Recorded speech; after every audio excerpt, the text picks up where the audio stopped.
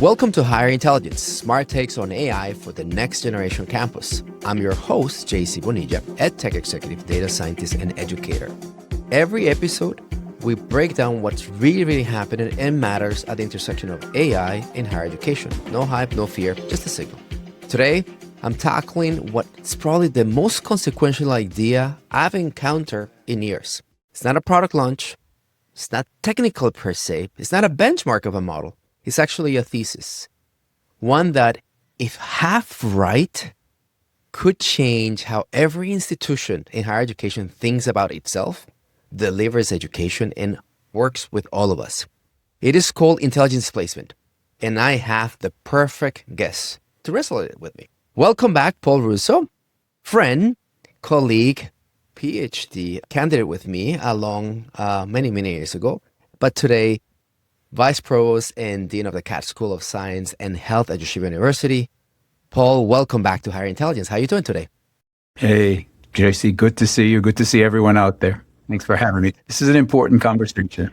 It is an important one, and I think I'm appealing to three parts of your brain. The person who is going through all these fantastic changes in higher ed, to the higher education expert and leader that you represent. But number three, there's something here about your academic background that is really important as we start thinking about trust, as we start thinking about the important aspect of intelligence and things that we've done in the past. Anyway, so Paul, I want to start with something personal.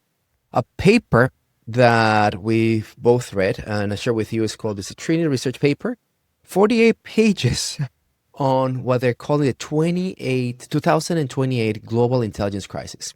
We're going to unpack it alongside other news, and then we're going to come back to it and do a big drill down. So let me set the context here. Here's the most uncomfortable idea in technology today, right? Headline: human intelligence has been a rare input to the economy for all modern history. And we're now experiencing an unwinding of that premium. That is not a tweet. That's not a hot take. It's basically the premise of this 48-page research document, and is considered the most widely read financial research publication of the year. It has had incredible talk through, and it has created incredible ripple effects. But why is it that? Because for centuries, what we've made, the premise that humans, us as economic units of input, it is all grounded on intelligence.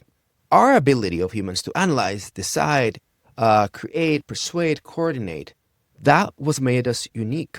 And that capital, was abundant, right? Resources, in a way, could be subsidized. Technology improved slowly, and we humans adapted. But intelligence, oh boy, that factor couldn't be replicated at scale. So we paid ourselves, we promoted ourselves, we created structure, and today that has a premium. And the premise of this book is that there's an unwinding in this type of perfect storm, if you will, that we're going to come and unpack, where the premium started to decay.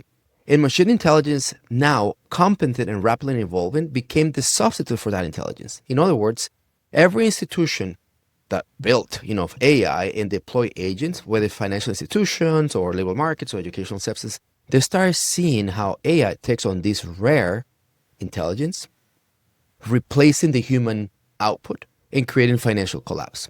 For higher education, a very interesting take. Why? Because we think about admissions, curriculum, credentials, placement, and all are predicated on the factor of human intelligence.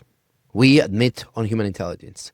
We teach and create curriculum on the ability to create human intelligence. We value credentials, which are signaling human intelligence. But as such, it's really interesting. The premise of this paper is human intelligence and AI, specifically through the lens of agentic AI, could be our priority. Last thing I say about this paper that makes it interesting, this paper starts with basically a story that is written today but play in June 2028.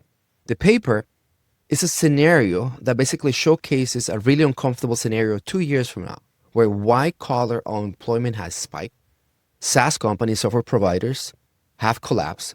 Municipal bond markets are under distress because income tax revenues have dried up. Demonstrators are blockading and manifesting against the technology companies that we adore today, OpenAI, Anthropic.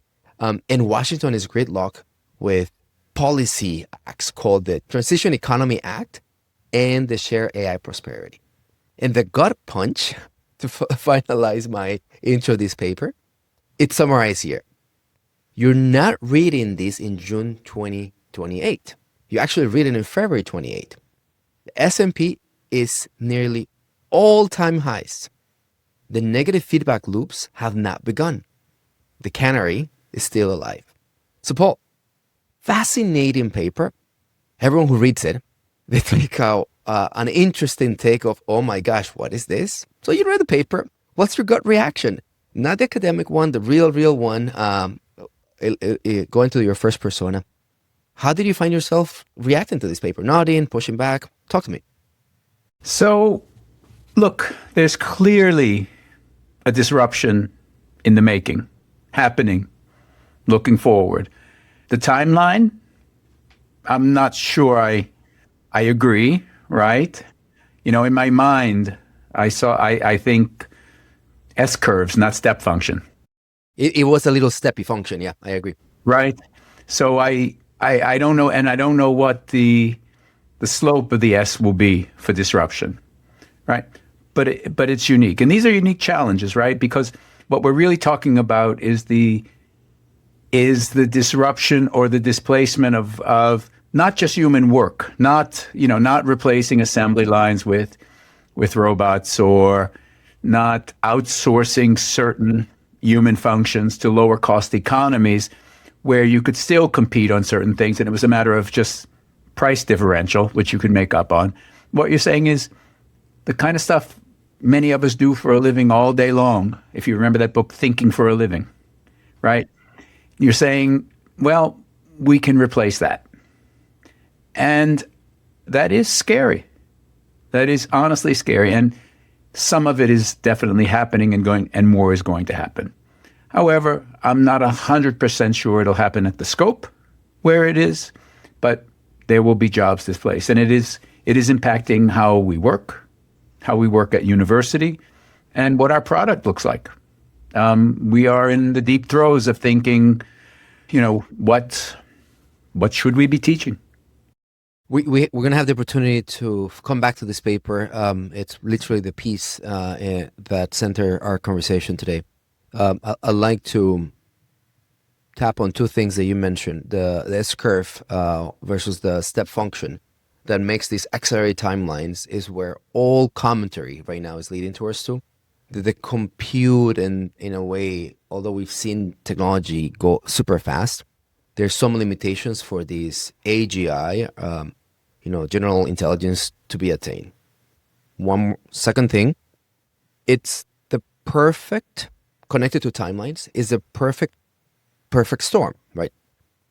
As agentic work displaces human tasks, white-collar jobs, it doesn't matter. Humans traditionally, e-commerce, telephone, radio, internet, whatever has happened in the past, we humans have been apt to catch up, a rebound, reskill, rethink.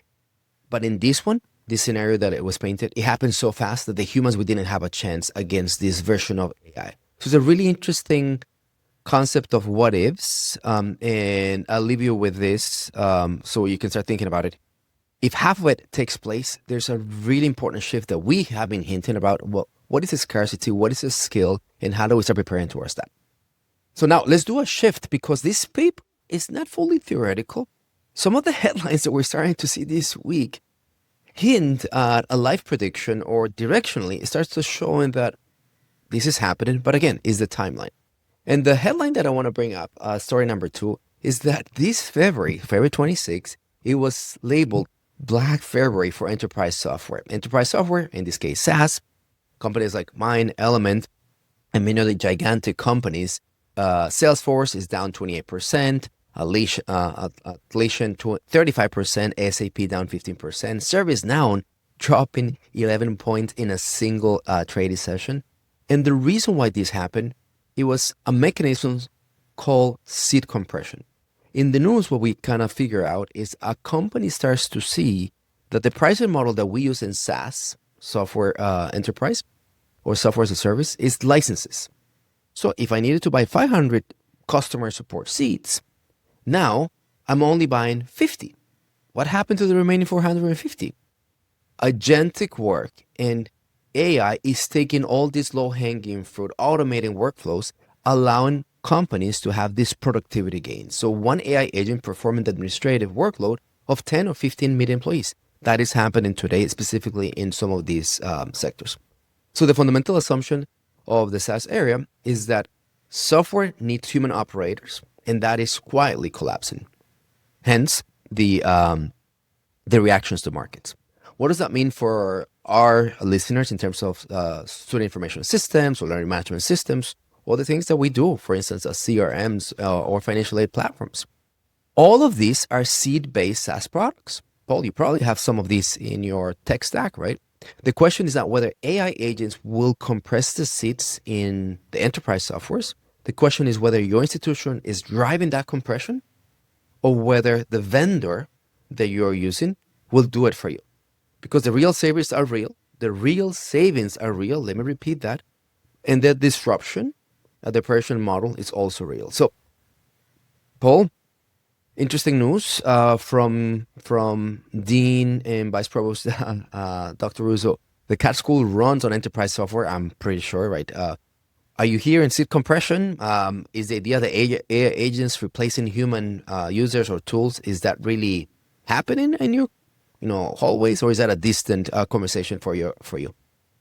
So let me say, I think this is one of those opportunities to go back what I raised in an earlier podcast, is that all universities are not monoliths. They come in scale, they come in scope. So for me, I'm not seeing seat compression. I'm seeing better customer service. I'm seeing students are more satisfied. I'm seeing less, oops, sorry that happened, I'll get back to you. And I'm seeing people more satisfied with their jobs. My issue in a small university with a very successful startup where my growth put incredible pressure on the university's infrastructure.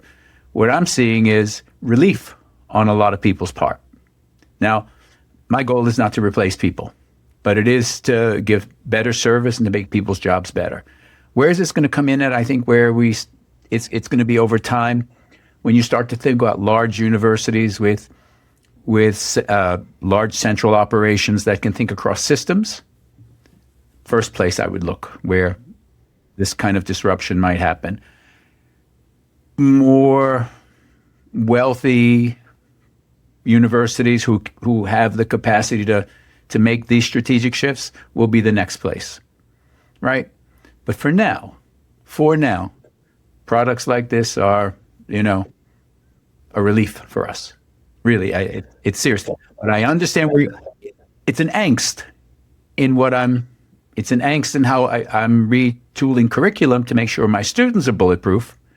But from operations standpoint, this is a relief for what I believe most of us feel we are, under-resourced. Yes, there's a ton of variability on academic institution, campuses, for years, colleges, community colleges, we know it.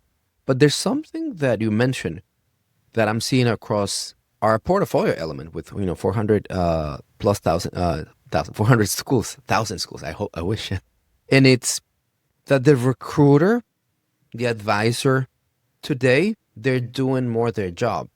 They're advising, they're recruiting, because there's less time in creating the meeting, or taking the notes to bring to the meeting, and all those type of repetitive tasks that support the role are being taken by AI, or AI is bringing basically that lift. And the second thing that you mentioned that, again, I'm seeing, and I love, Paul, it's being felt at the student outcomes level. The student experience is kind of what it's probably feeling it the most. And I just cannot tell you how much I adore that, because you and I have been doing this for, quite some time. We know that at the end of the day, we do it. And the benevolence of higher education is that it's a student and the family that represented the mobility that we provide to them. Love that. Uh, are you ready for a third story, or you want to stay here a bit more? Let's go. Let's move on. Okay. I want to transition out of SaaS, software as a service, to a story that is happening in the software layer, right? So our next story is about what's happening to the people layer.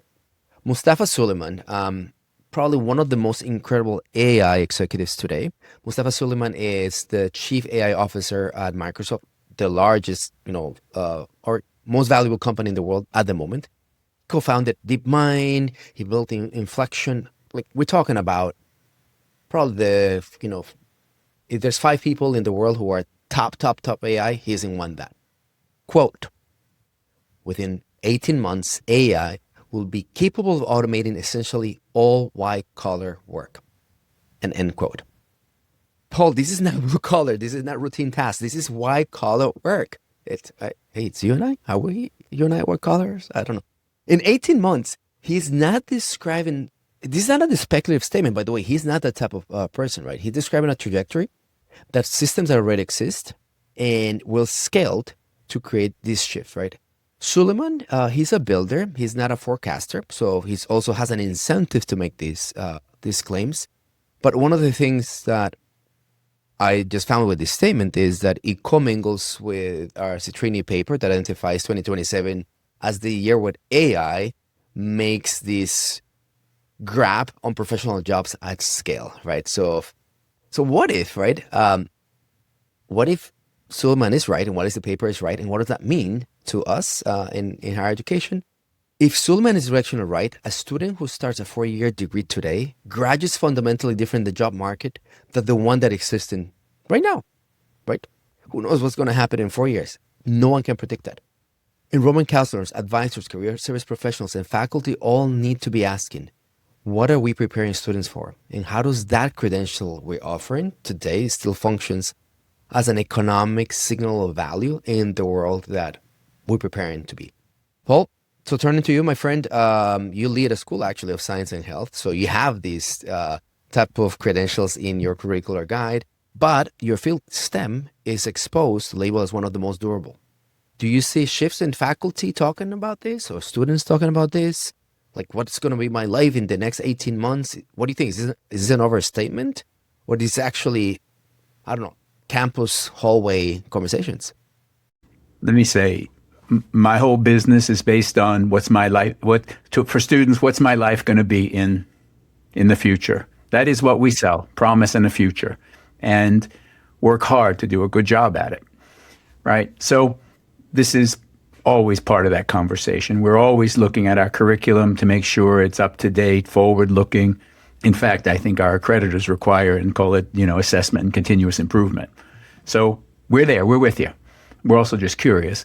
But what I think we should go back and look at a little bit when we're trying to figure out what jobs are there is we're going to have to figure out what skills are going to be, what thinking skills and white collar skills are going to be substituted or compressed with machines, and which ones are going to last, right? And if you just go back and think about the work about resource-based view of the firm, and really a knowledge-based view of the firm, what makes firms successful? How do they compete?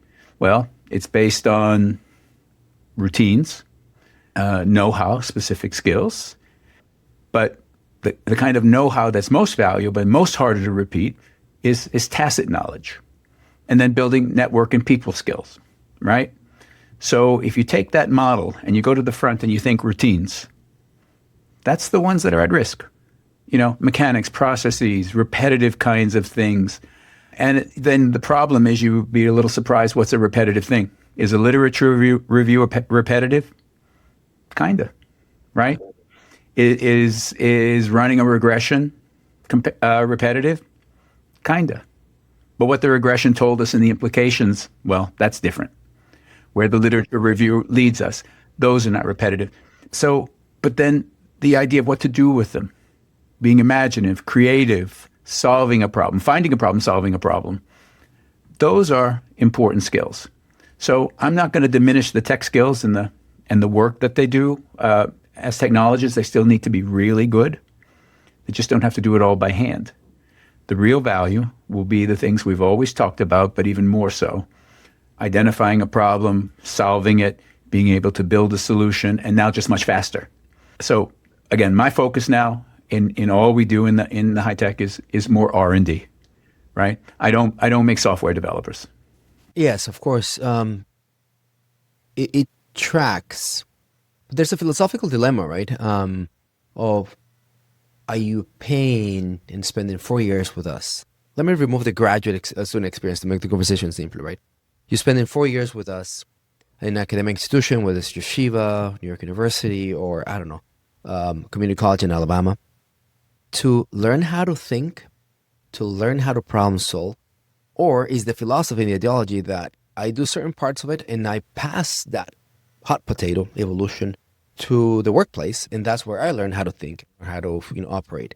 I adhere to one of them, but I've been hearing this dilemma in both sides of the house. As an engineer, I'm not teaching you how to do differential equations. I'm teaching you how to think, so you can solve problems like that, right?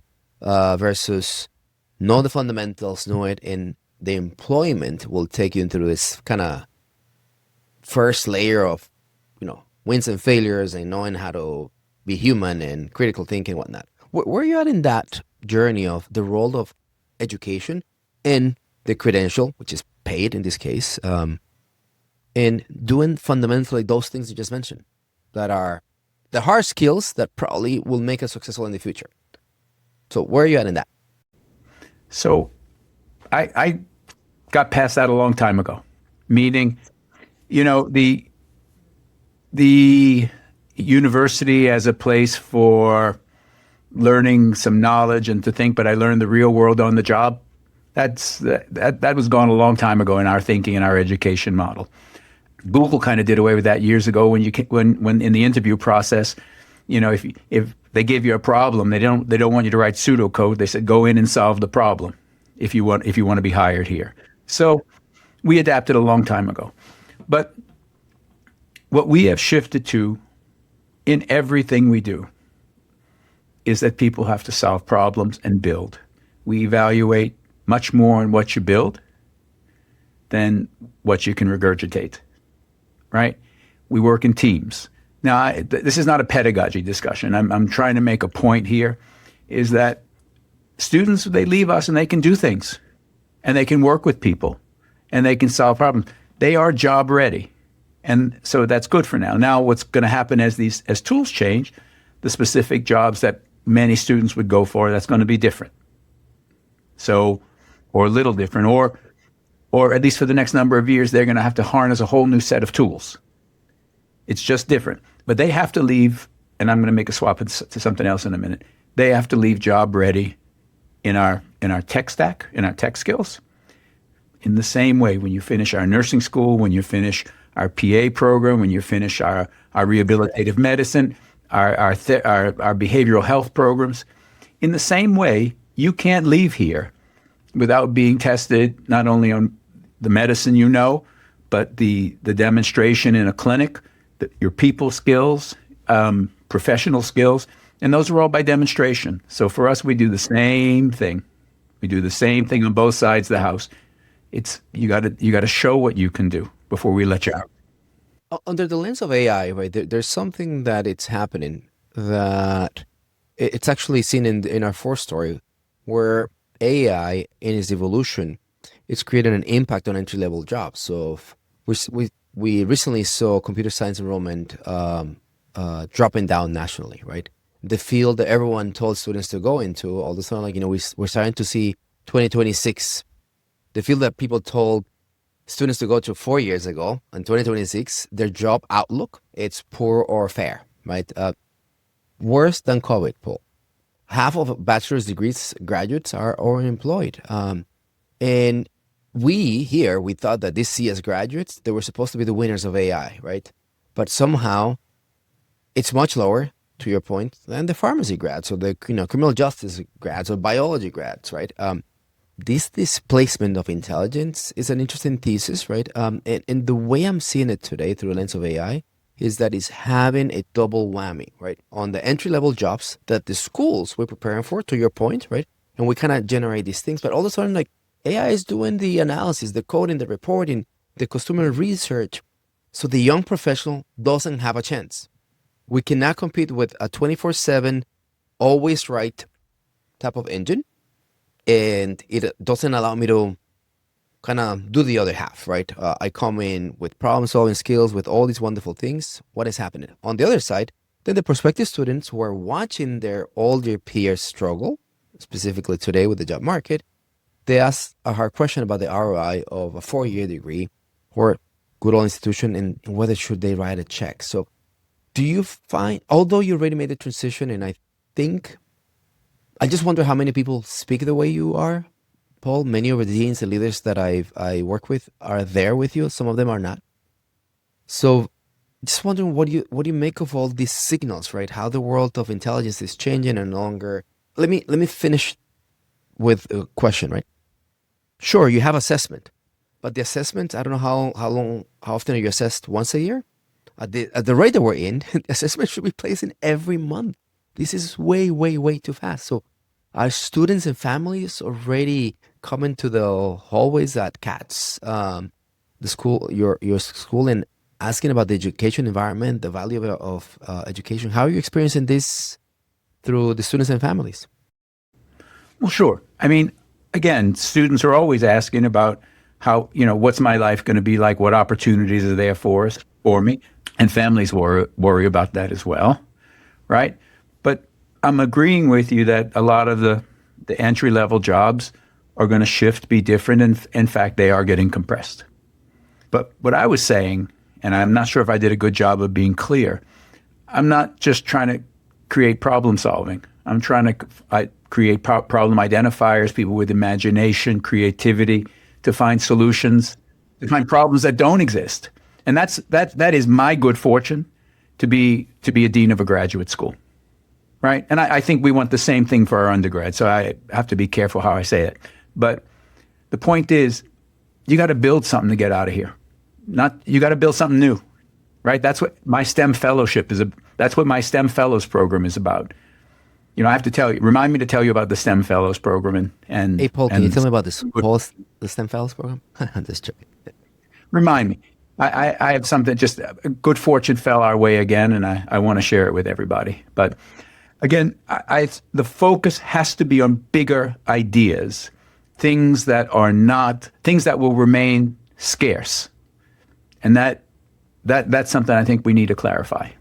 Well, let's use the opportunity to go back to our first reporting, right? So to build the narrative again, there's this story, this paper, and this is Trinity Research, that paints a picture of June 2028 as a doom picture where AI has taken over our premium called intelligence, and as AI takes over job automations in specific sectors, starting with software, and then it goes into finance, the displaced folk who comes out of those doesn't have the time to catch up, reinvent themselves, reskill, and AI just keeps on progressing to the point that also takes over the financial sectors. There's one example that actually takes over all the credit card transactions, financial systems collapse, policies are not at par.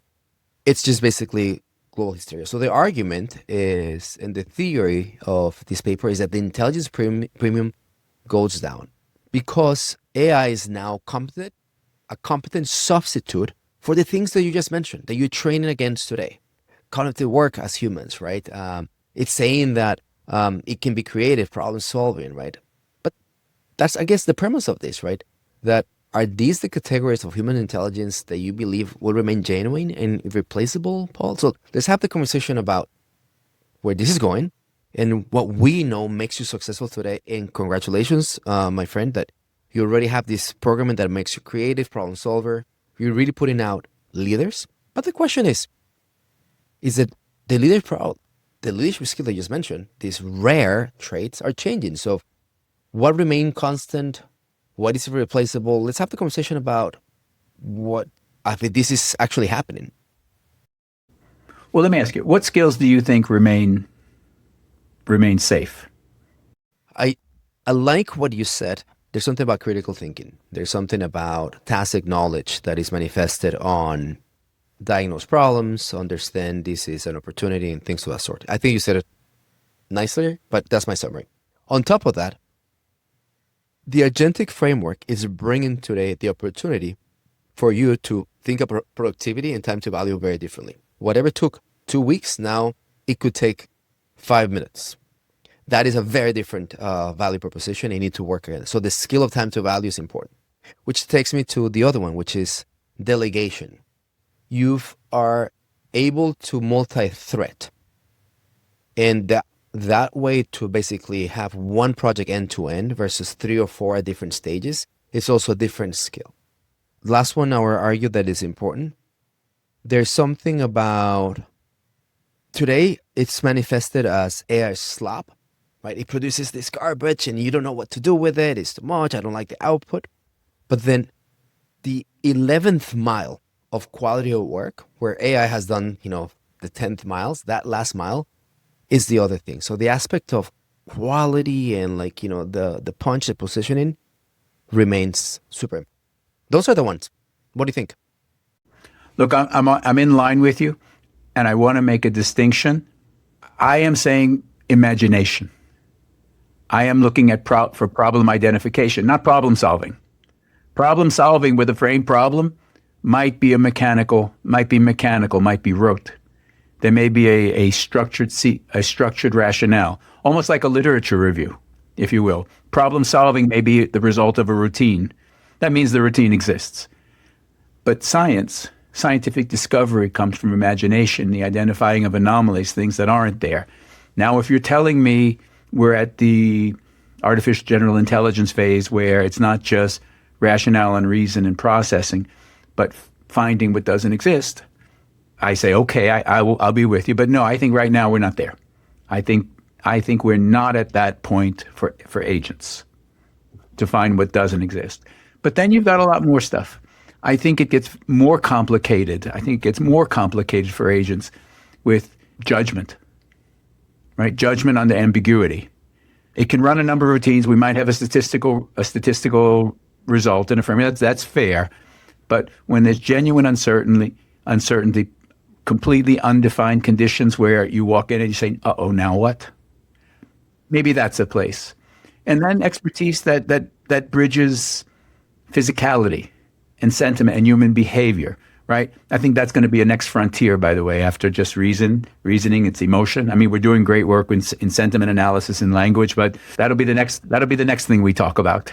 The premise of the paper, we're staying on the diagnosis, and we'll go to institution in just a little bit so you can land that idea. But the diagnosis of this paper, right, is, as you said it, as the S-curve versus the step function, right? It just happens so fast that humans cannot catch up. So with that context, I want to take you to what you just mentioned about creativity, human ingenuity, like these aspects. So you may not agree with what I'm about to do, but there's a parallel to experience that I find that is highly correlated with creativity. So let me explain.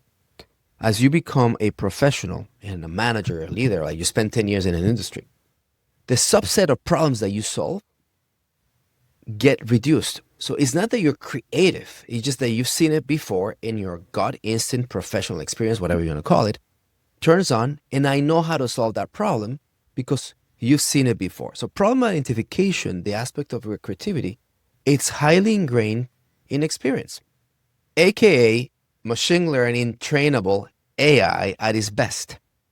Do you see that world that I kind of, as an executive today, Paul, I see myself that I need to be creative 2 out of 100 times, and the remaining 98 as an executive, I just done it before. I know how to solve it, and this is kind of how you guide the teams.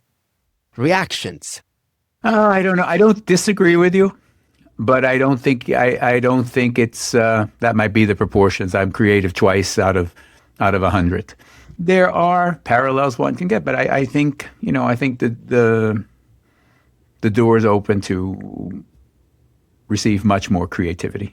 Creativity has much more of an impact, at least now. I'm not sure if I see algorithms that are solving problems in the way you just described. You've kind of predetermined, but that statement predetermines that an algorithm can handle it. I just disagree with your percentages. That's all. Fine. Fine. You know, there's another thing where I think there's space, Yeah. at least for a while. Interdisciplinarity, right? I don't know that we have the same kind of rationale across multiple spaces, and I'm just telling you, I don't know of machine learning algorithms that have been wildly successful with complex problems across different fields, right? That's just my experience. There's one more thing I want to add, friend. And if you could only figure out how to hire for this, but people who know how to finish stuff. Well, actually, this is correlated to that trade of or rarity that is the 11th mile, right? So that is that last touch, finishing. There's a whole book called Execution, right? And an execution is about bringing it to the end goal. Right? I know a lot of people can talk a lot, do a lot of work, and just never finish. Thank goodness I'm surrounded by people who that's kind of something we hire for. Yeah, yeah. I like that one. All right. On a high note, because you know what I like about that's very human to finish. It's very very human, right? Let's switch to the institutional response. What actually we are doing as academic institutions and the academic institutions that you represent, that you've worked for, and the ones that I actually represent in our portfolio company. So you as a dean, you have curriculum committees, faculty governance, accreditation requirements, budget constraints that work, right? The window for action is real, right? And the machinery moves slowly. That's one of the trademarks that I actually sometimes like. We just move at our good pace. Relative to others, it's slower. Is there a lever that you see today that you can pull that actually matters and goes there faster if this idea of time really kicks in, right? So what is the lever that you will be pulling right now if you think it matter, should you need to accelerate? Good question. May you think. I like it. You're right. This, and how do I answer this in a positive way? That's the hard Oh my part gosh. here. I wonder where your But look, brain went there. we have structures in place that help keep us from doing stupid things. And those structures come with a natural inertia. It's built to be that way. But we're going to have to find a way to work within that structure. I don't know today if it's, consciousness raising or evangelizing or scaring the bejeebers out of people by showing them data, right? But we're going to have to be able to move fast. We're going to have to be able to dig into our curriculum and find out and identify those things that are, core hard skills, but also be clear in identifying where we're going to deliver those requirements that AI can't just displace, right? So maybe it's even a little different. Maybe it's finding how to harness AI to do good work, how to get the skills you need for the particular task, context, if you will, problems themselves, but also how to build in the skills that AI won't be able to replace. And what that'll do for us is it makes our students more job ready and AI proof, right? But you're going to have to, and then secondly, we're going to have to build a level of fluency across the institution. That's just a fact. And I don't mean a committee, I mean a larger sensibility across the university where everybody has some understanding, some share, some stake, is able to use where appropriate to embed AI in what they do. And then I think we need to look at, maybe we got to repackage, come up with new products, rethink our business models. Those things are important. But I'll stop this one by saying, to everybody who's listening, take a beat, take a breath. This is a change management process, right? It's not an event. It's a while. You got to bring along hearts and minds and skills. Everybody, that's why Paul is having this commentary with me, because if you're listening to me, you would probably jump out of a bridge right now because oh no, I don't like this world. And Paul, thanks for saying that. I think it's really important for folk to contextualize what this means and how to approach it. Speaking of how to approach it, if I could be very high and wavy, right? Your tech stack as yeshiva or any academic institution can be generalized as three big things, right? The SIS, the LMS, and the CRM. there's a bunch of other endpoints, but at its core, these three things come together and define the institution, right? These three happen to be SaaS models, right? So seed-based and with this compression seed business that we discussed. How do you see this, Paul? Do you see this as an operational threat or a budget opportunity or both? Well, we sort of touched on that a little earlier. For schools like ours, I see it as a blessing. And I mean that in terms of our systems can work better, right? We're not looking to displace people. We just want systems to work better so students and faculty get better experience, right? People's jobs get more rewarding. We can handle more volume. So I'm not worried. I'm not. When you ask me that conversation about us, I am happy, right? But I also understand that if you take this concept and move it into other realms, some people will be disaffected. So, but I think right now, for schools like ours, these are good things. Three personas. Let's switch to the human angle and the personal angle, one of your expertise. Student, faculty, and dean administrator, right? Someone who works in the school and has a responsibility within the school. So what do you say to them, right? To the student who is committing 4 years of her life at CATS or another school. The faculty member who right now it's managing a committee or creating a program today that is going to be kind of handling these signals or noise. And to the administrator, the leader who is responsible for the soft landing of the faculty and the student, if you will. So what do you say to these three people? Well, for students, right, I think you just got to be honest, right? We've gone through upheavals. This upheaval is a bit of a pushback against one of the major things you traditionally leave a university with, certain know-how. And what I'd say is focus on those, make sure you understand the core of your business, but make sure you understand the context, the core of your field, but the context of your field and the good it does and the impact it has. And when I'm on an admissions committee, I usually ask students a question, and it's early on, and most have no answer. But I ask, well, what problems do you want to solve? What would you enjoy getting up every morning and working on? And when you're that early on, I only hear things like, I want to learn Python and Hadoop if you know something, or I want to learn how to do ultrasound because I'm interested in MS and swallowing, right? But what I really tell them is think about what you want to work on and what you want to solve.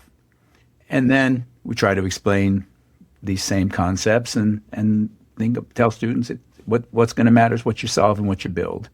We really are consistent from the interview process to the curriculum to the work we do, how we evaluate them. And look, knock wood, so far so good.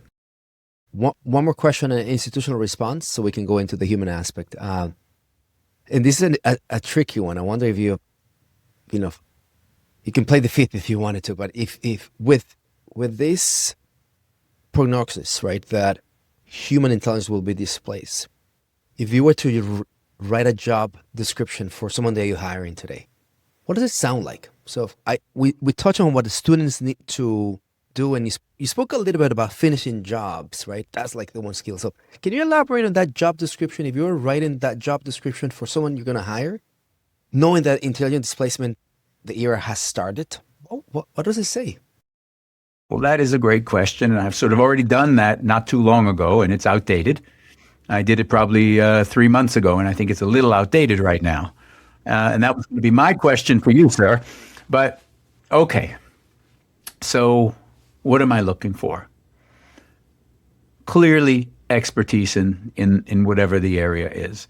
I want to make clear that too often we talk about transferable skills as being what we're hiring for.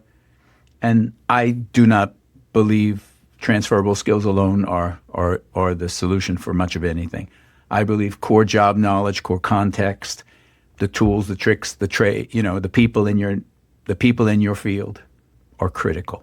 But then, now I'm going to get to what I think you're asking me about.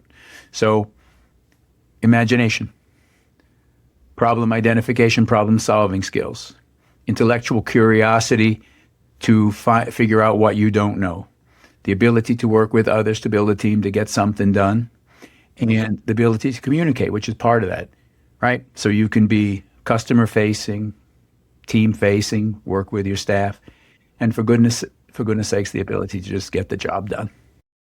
Paul, thank you as always. You made me think harder, and I guess that's why you're here, right? That's exactly what we need in this show, and I appreciate you coming, and you'll be coming back again and again and again.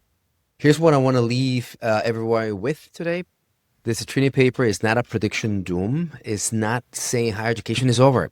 It is saying that the premium we always earn from intelligence and the premium our students earn credentials for, they come to us, we diffuse through career services, we meet on, we teach against. It is changing structurally, maybe without reversal, and faster than most of us are prepared for. Paul just mentioned 3 months, a job description may have already evolved as of today.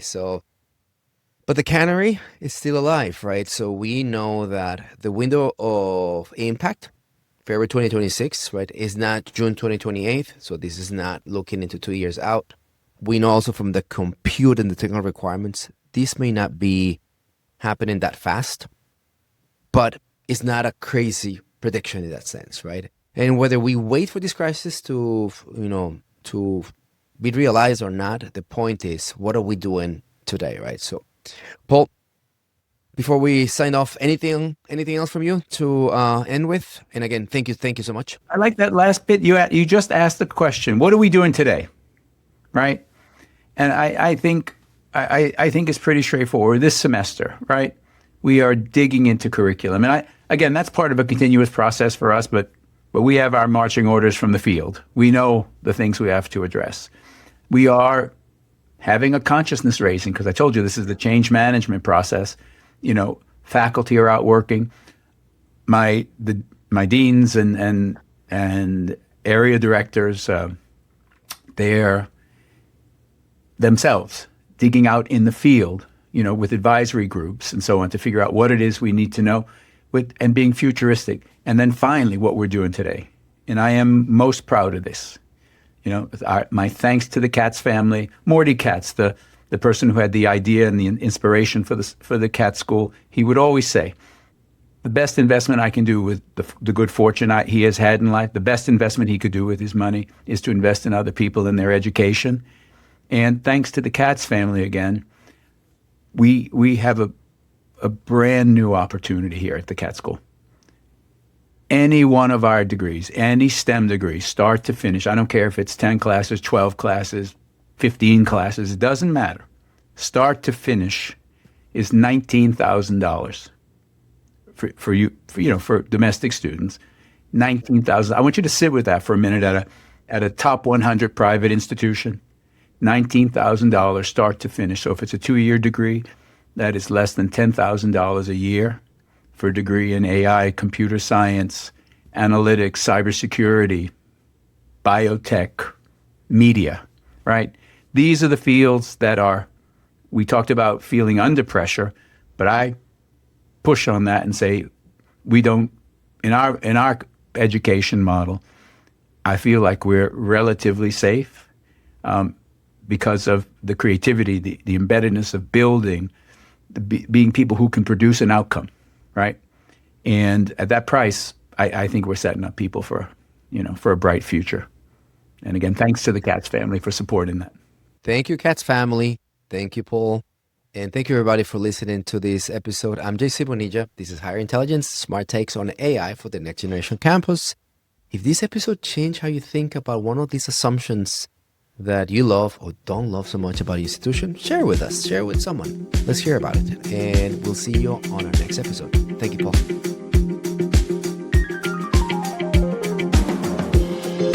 Thanks for listening to Higher Intelligence.